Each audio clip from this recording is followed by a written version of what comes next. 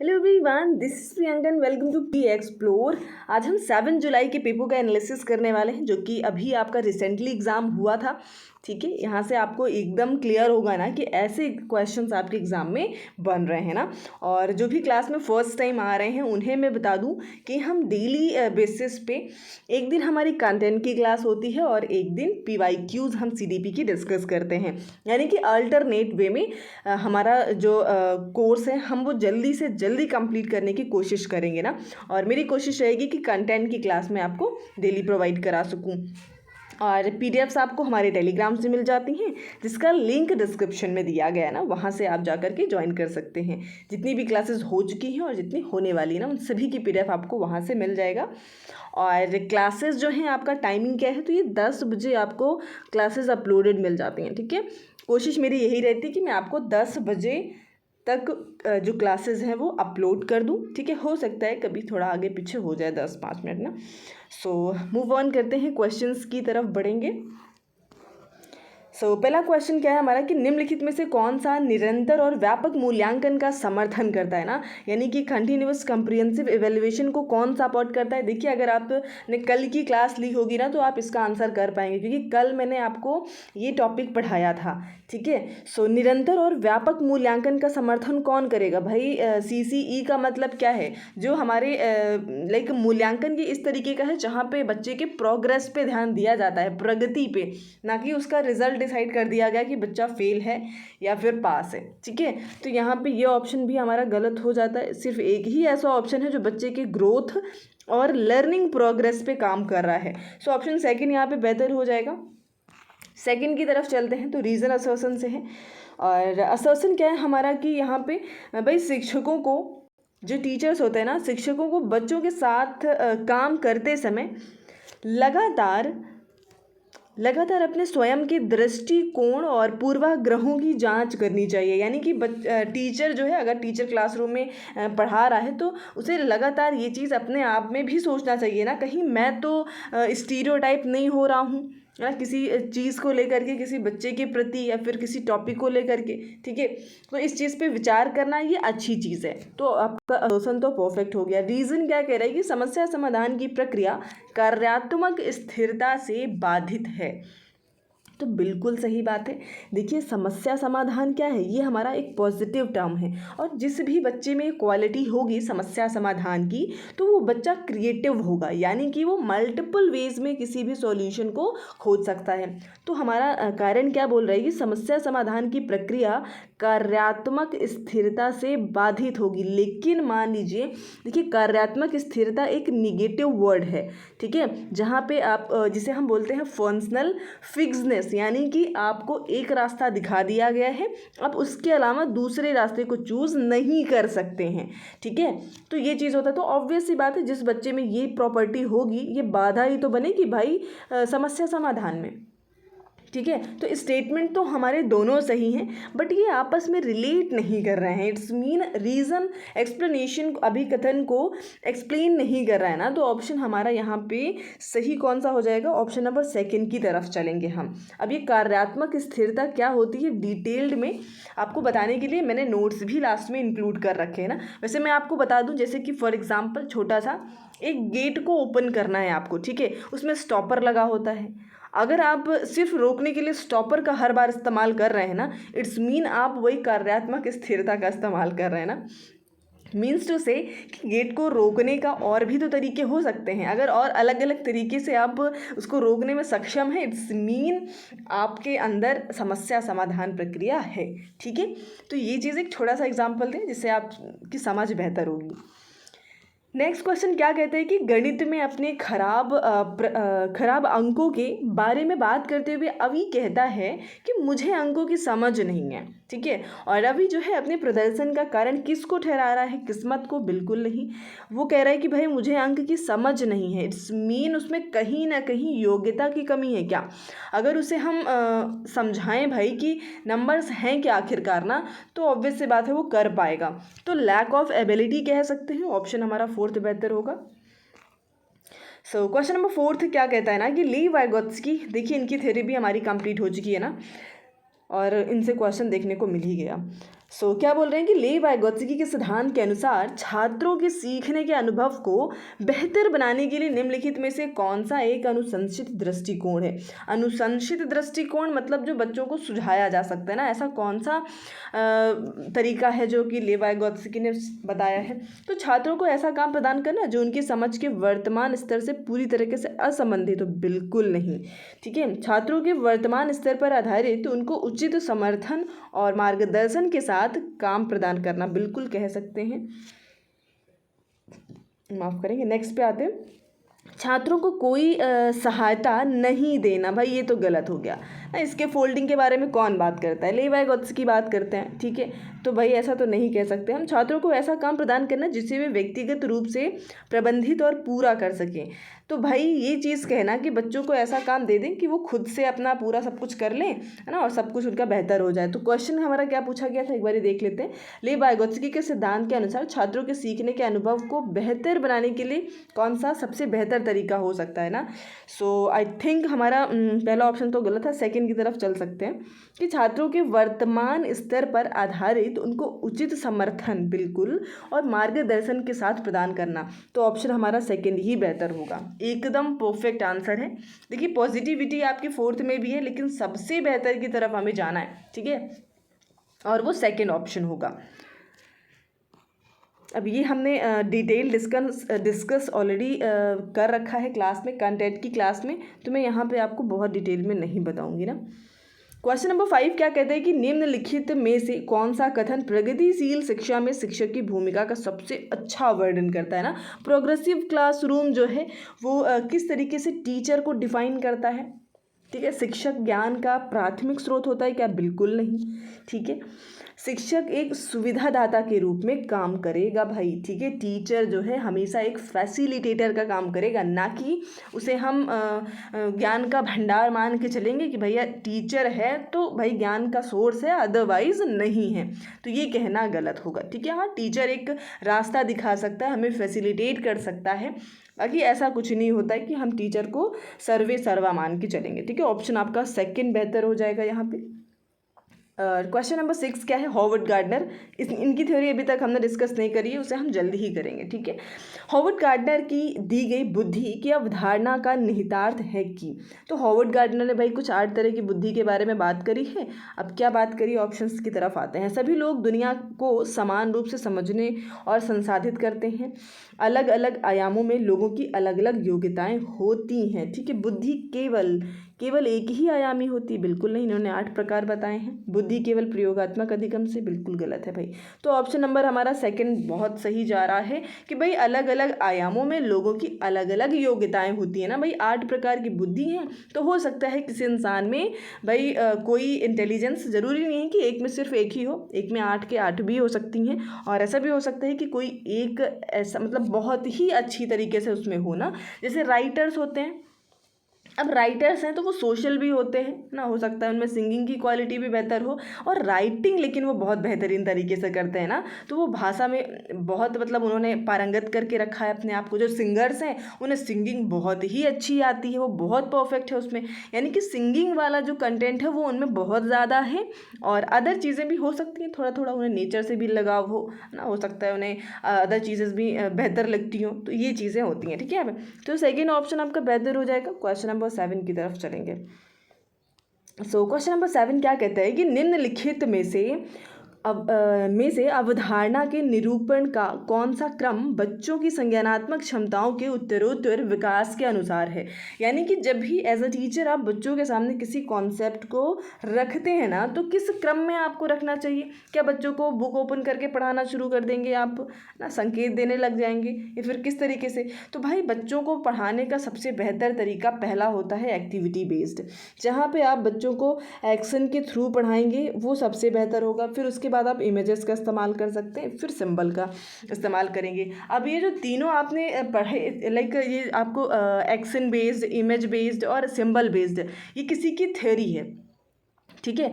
तो Jerome Bruner जो कि एक कॉग्निटिविस्ट हैं, यानी कि संज्ञानात्मक विकास पे इन्होंने भी बात करी है, जैसे कि हमारे जीन पियाजे हैं उन्होंने बात करी हुई है ना, एग्जैक्टली उन पे ही बेस्ड इनकी भी थ्योरी है, और ये काफ़ी इंपॉर्टेंट हो जाते हैं, इनसे भी क्वेश्चन आता है। इनकी थ्योरी शायद हमने डिस्कस नहीं करी है, हम अलग से ज़रूर इसको कंप्लीट करेंगे इनकी थ्योरी को भी। खैर इस चैप्टर इसमें हमने लास्ट में इंक्लूड कर रखा है, अगर आप उतना भी पढ़ लेंगे ना तो वो इनफ होगा आपके लिए। स्टिल हम अलग से डिस्कस भी करेंगे, यानी कि ऑप्शन यहाँ पे आपका फर्स्ट करेक्ट था। मूव करेंगे क्वेश्चन नंबर 8 की तरफ। एसोसिएशन रीजन अगेन आ गया। तो अभिकथन क्या कहता है कि शिक्षकों को कक्षा में प्रभावी संज्ञान सुनिश्चित करने के लिए बच्चों को संवेगात्मक सहारा बिल्कुल देना चाहिए। कारण क्या है कि संवेग और संज्ञान आपस में जटिल रूप से संबंधित है। दोनों बहुत सही है। जल्दी से फर्स्ट की तरफ चलेंगे ना। 9 क्या कहता है कि विकास के संदर्भ में निम्नलिखित में से कौन सा कथन सही है। किसके संदर्भ में? विकास के संबंध में। विकास एक असतत प्रक्रिया? बिल्कुल नहीं, एक सतत प्रक्रिया है, जीवन पर्यंत चलता है ना। माँ के गर्भ से, वोम्ब से बच्चे का जो डेवलपमेंट है, विकास शुरू होता है, और जब तक मृत्यु नहीं हो जाती है ना, मृत्यु नहीं हो जाती है तब तक व्यक्ति का विकास होता रहता है। ठीक है। विकास चक्रीय तरीके से बिल्कुल नहीं चलता, चक्रीय तरीके से होता है, अच्छा इन्होंने बोला है, और रैखिक नहीं होता है। हाँ बिल्कुल, रैखिक तो नहीं होता है, स्पाइरल कह सकते हैं, चक्रीय यानी कि स्पाइरल। ठीक है, कभी अप डाउन देखने को हमें मिलता है। तो ये तो सही है ना, सही पूछा गया है, तो ऑप्शन नंबर 2 हमारा बिल्कुल सही है। और विशिष्ट से सामान्य नहीं, सामान्य से विशिष्ट की तरफ बढ़ेंगे। और विकास के विभिन्न पहलू एक दूसरे से स्वतंत्र नहीं होते हैं, एक दूसरे से संबंधित होते हैं। ठीक है। सो मूव करेंगे 10th पे। ले वाइगोत्स्की, देखिए अगेन आ गए ना, बहुत इंपॉर्टेंट है भाई, मैं आपको बार बार बता रही हूँ, थ्योरी जरूर पढ़ लीजिए इनकी। ठीक है। ले वाइगोत्स्की के अनुसार बच्चे अपने स्वयं के व्यवहार को किस प्रकार से नियमित करते हैं ना, इस चीज़ को क्या कहा है इन्होंने, क्या प्रोसेस ऑफ अडेप्टेशन बोला है, या प्रोसेस ऑफ इक्विलिब्रेशन के बारे में बात करी इन्होंने, या यूज़ ऑफ इनर स्पेस जिसे आत्मवाक्य के प्रयोग द्वारा करते हैं। तो भाई बिल्कुल सेकेंड ऑप्शन ही हमारा सही है ना, इन सब के बारे में तो इन्होंने बात ही नहीं करी है। इसके बारे में कौन बात करता है, तो वो है जीन पियाजे। और 11 क्या कहता है कि कक्षा 5वीं के बच्चों को तैरने व डूबने की अवधारणा को पढ़ाने के लिए संरचनावाद में दृढ़ विश्वास रखने वाले शिक्षकों द्वारा कौन सा शैक्षणिक दृष्टिकोण अपनाया जाएगा भाई। ठीक है, बच्चे को आप तैरना और डूबना, ये एक कॉन्सेप्ट है जो आप सिखाना चाहते हो ना, तो बीइंग अ क्रिएटिविस्ट ना, कंस्ट्रक्टिविस्ट, आप बच्चों को कैसे समझाएंगे इस चीज़ को, व्याख्या करेंगे, लेक्चर, बहुत बोरिंग मेथड है। ठीक है। पावर पॉइंट प्रेजेंटेशन दिखा देंगे क्या बच्चों को? बिल्कुल नहीं ना। वीडियो दिखा देंगे, या फिर निर्देशित खोज करेंगे, यानी कि गाइडेड डिस्कवरी। बिल्कुल भाई, बच्चों को आप गाइड करिए और पूल में उतार दीजिए। ठीक है। या फिर आप उन्हें कोई प्रॉपर प्रयोग करके दिखा सकते हैं। ठीक है, तो वो भी बेहतर होगा। ऑप्शन नंबर 4 बहुत बेहतर है। ठीक है। मूव करेंगे नेक्स्ट की तरफ। निम्नलिखित में से कौन सी सार्थक सीखने के लिए एक प्रभावी स्मृति तकनीकी नहीं है ना, नहीं वाले क्वेश्चन पे डबल ध्यान देना है आपको। ये क्वेश्चंस ऐसे हैं जो आपके मार्क्स डिक्रीज कर देते हैं। नहीं है मतलब हमें निगेटिव आंसर करना है, और बहुत तेज़ी से हमें नज़र आ रहा है रटने व दोहराओ ना, ये तो बहुत निगेटिव वर्ड है भाई। रोट रिहर्सल कभी भी बेहतर नहीं है। बाकी ये तीनों ऑप्शन आपके बेहतर होंगे। निगेटिव पूछा था तो हमने भाई निगेटिव आंसर कर दिया। क्वेश्चन नंबर 13 क्या कहता है ना कि निम्नलिखित में से कौन सा एक अच्छी तरह से तैयार किए गए आलोचनात्मक सोच वाले प्रश्न की विशेषता नहीं है। अगेन देखिए नहीं आ गया ना, मतलब कौन सी ऐसा है जो कि अच्छी तरह से तैयार किए गए आलोचनात्मक सोच, आलोचनात्मक यानी कि जो क्रिटिकल थिंकिंग वाले प्रश्न की विशेषता नहीं है। यह खुला प्रश्न और निगेटिव करना यहाँ पे है, और कई उत्तरों को प्रस्तुत करने की अनुमति। भाई ये तो आलोचनात्मक सोच को फैसिलिटेट करेगा ना। यह मुख्य रूप से तथ्यात्मक जानकारी पर आधारित होता है, मतलब आप फैक्चुअल इन्फॉर्मेशन दे रहे हैं तो वहाँ पे बच्चा क्रिटिकल थिंकिंग क्या ही करेगा ना। भाई रट के रखा है इंडिया की कैपिटल क्या है? दिल्ली है। ठीक है। यूपी की कैपिटल क्या है? लखनऊ हो जाएगी। ये तो फैक्चुअल क्वेश्चंस हो गए ना, तो वो बता देगा तुरंत। यहाँ पे उसने क्या ही दिमाग लगाया। ठीक है। तो आप तथ्यात्मक चीज़ें जो कि क्रिटिकल सोच को फैसिलिटेट नहीं करते, यही निगेटिव हो जाएगा हमारा। सेकंड बेहतर है। अगेन रीज़न एसोसिएशन, आप देखते जाइए कि कितने रीज़न एसोसिएशन के क्वेश्चन आ रहे हैं ना, और आपको अपना जो कॉन्सेप्ट है कितना ज़्यादा क्लियर करने की ज़रूरत है। अभिकथन क्या है हमारा कि विविध सांस्कृतिक पृष्ठभूमि से छात्रों की ज़रूरतों को पूरा करने के लिए कक्षा शिक्षण को सांस्कृतिक रूप से उत्तरदायी होना चाहिए। बिल्कुल सही है। और कारण दे रहे हैं कि कक्षा में समता केवल मानकीकृत पाठचर्या व आकलन के द्वारा सुनिश्चित। बिल्कुल नहीं भाई, बहुत ज़्यादा गलत है रीज़न आपका। ठीक है, तो ए तो सही है लेकिन रीज़न बहुत ज़्यादा गलत हो जाएगा ना। एक बार फिर से देखिए जाए कि कक्षा में समता केवल मानकीकृत पाठ्यचर्या व आकलन के द्वारा ही नहीं, बिल्कुल नहीं कर सकते भाई। ठीक है, तो ऑप्शन नंबर 3 की तरफ चलेंगे। 15 क्या कहता है हमारा कि जागृति को पता चल गया है कि उसके जो कुत्ता रस्टी है एक गोल्डन रिट्रीवर है। जब वह एक और कुत्ते को देखती है जो रस्टी जैसा ही दिखता है लेकिन एक अलग नस्ल का कुत्ता है तो वह उसे भी कुत्ता ही समझती है। जीन पियाजे के संज्ञानात्मक विकास के सिद्धांत के अनुसार यह किस अवधारणा को प्रदर्शित करेगा? भाई ऐसा तो नहीं है ना कि उसने कुत्ता नहीं कुछ और देख लिया, था तो वो कुत्ता ही। अब इस चीज़ से क्या फ़र्क पड़ता है कि वो किसी दूसरी नस्ल का था। ठीक है, वो लाइक उसी उसका नहीं था, तो भाई उससे इससे क्या समझ में आता है ये किसका कॉन्सेप्ट है? पहली बात तो ना, अगर आपने थ्योरी पढ़ी है तो बिल्कुल आप तुरंत समझ जाएंगे कि जीन पियाजे इस बारे में बात करते हैं। ठीक है, और जीन पियाजे ने कहा हुआ है कि जब किसी चीज़ को बच्चा पहली बार देखता है तो उसको अपने स्कीमा में बिठा लेता है और उस प्रोसेस को हम एसिमिलेशन कहते हैं, समायोजन कहते हैं। क्या कहते हैं? इसे हम एसिमिलेशन बोलेंगे। ठीक है, ऑब्जेक्ट परमानेंस जीन पियाजे के अकॉर्डिंग किस स्टेज में देखने को मिलता है? जल्दी से आप लोग कमेंट सेक्शन में बताएंगे। ठीक है, खैर ये सारे भी ऑप्शन जितने लिखे हुए हैं बहुत इंपॉर्टेंट है कि ईगो सेंट्रिज्म बच्चे में किस स्टेज में आ जाती है, कंजर्वेशन बच्चे में किस स्टेज में आती है, ये सब मैंने आपको पढ़ाया हुआ है ना, तो आप कॉमेंट में ज़रूर बताइए। खैर मेरा क्वेश्चन है वस्तु स्थायित्वता से, तो जल्दी से बताएंगे आप लोग। ठीक है, क्वेश्चन नंबर 16 पे बताइएगा कि आनुवांशिकता पूरी तरीके से एक व्यक्ति के डैश का निर्धारण करती है ना। तो भाई ये बच्चे का सेक्स है, अब कोई मेल है या फीमेल है ये कौन डिसाइड करता है? ये तो बायोलॉजिकल है ना भाई। ये क्या है? ये बायोलॉजिकल है, ये बाहर आके तो डिसाइड होता नहीं है, ये ऑलरेडी डिसाइड हो ही जाता है और ये हमारा सेक्स पे डिपेंड करता है। यानी कि हेरिडिटी जो है हमारी totally determine an individuals and that is sex. Option number 1 बेहतर हो जाएगा। ठीक है,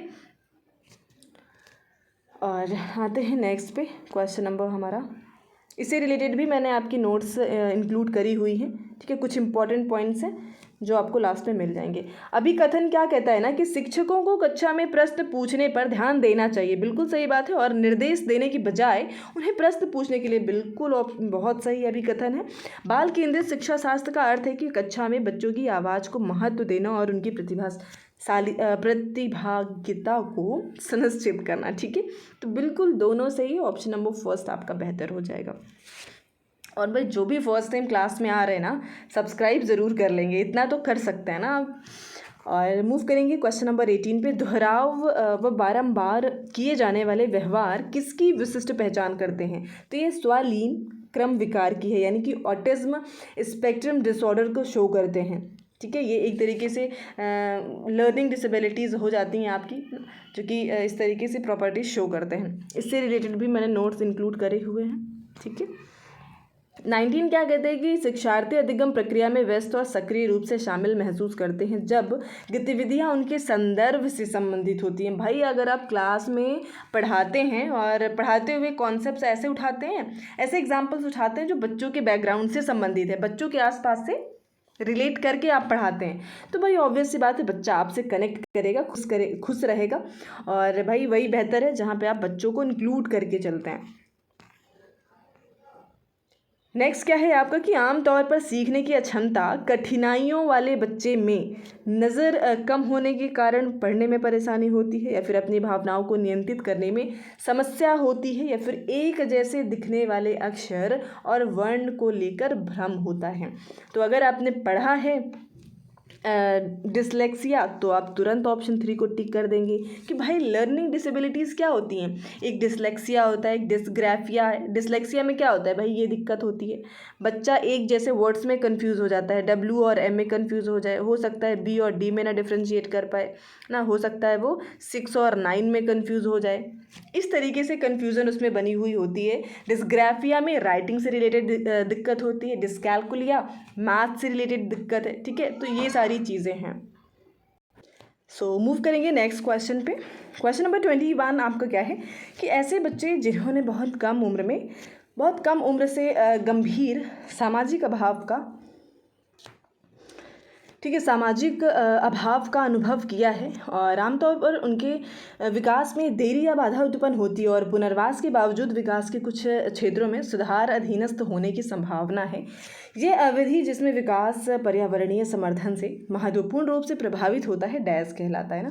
तो ये संवेदनशील अवधि कहेंगे। भाई छोटा बच्चा जो होता है ना, आपने देखा होगा कि अगर बचपन में उन्हें वैसा माहौल नहीं मिल पाया, एक कमरे में बंद करके भाई उनकी मम्मी ने रखा, उनको सहेज कर एकदम ना, कहीं बच्चों के साथ खेलने नहीं जाने दिया, लोगों के साथ बात नहीं करने दिया, छोटे जो बच्चे होते हैं तो फिर उनकी हैबिट भी वैसी ही हो जाती है ना, वो चुपचाप एक कोने में बैठना ही पसंद करते हैं। फिर तो ये नहीं करना है, प्रॉपर उन्हें भाई मौका दीजिए खेलने कूदने का और सामाजिक बनाइए ना, सोशल बनाइए मतलब आप माहौल देंगे वो अपने आप बन जाएंगे। और ये इम्पॉर्टेंट है कि वो एक जो एज होता है ना, लाइक संवेदनशील अवधि जो है बच्चे की, आप उसी बीच ही उसको ऐसा माहौल देंगे, अदरवाइज बाद में आप चाह के भी नहीं कर पाएंगे।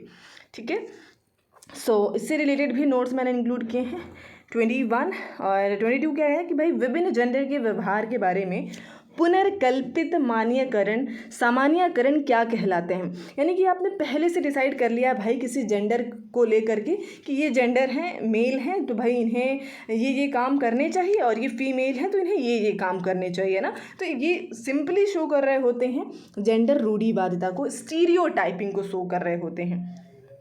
ठीक है, नेक्स्ट क्या है 23 एन इंक्लूसिव क्लासरूम। एक समावेशी कक्षा में विशेष बच्चे हमेशा अपने पाठ्यचर्या पर काम करते हैं, ऐसा कुछ नहीं है।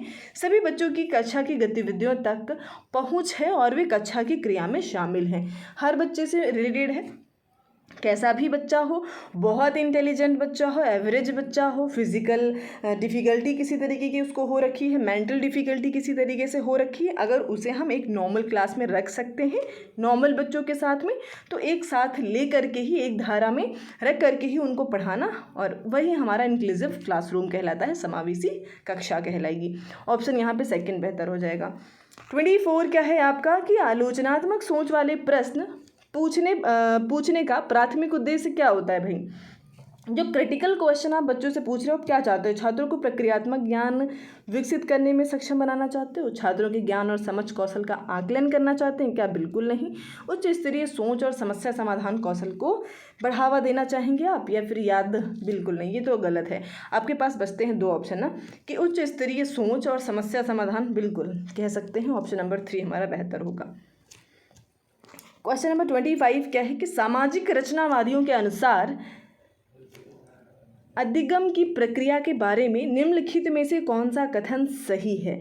तो कौन सा कथन है देख लेते हैं ना भाई। मुझे तो दिख रहा है ऑप्शन नंबर 4 ना, जहाँ पे अधिगम कैसी प्रक्रिया है, एक सामाजिक प्रक्रिया है। ठीक है, और व्यक्तिवादी या अलगाव कहना बहुत गलत हो जाएगा। ऐसा भी नहीं कि सिर्फ औपचारिक हो जाएगा, निष्क्रिय तो बिल्कुल नहीं कह सकते आप। ठीक है, ये एक सामाजिक प्रक्रिया है, प्रॉपर समाज का हिस्सा बन के ही आप लर्निंग कर सकते हैं। 26 क्या है आपका, अधिगम से रिलेटेड है, असोसिएशन रीजन से रिलेटेड है।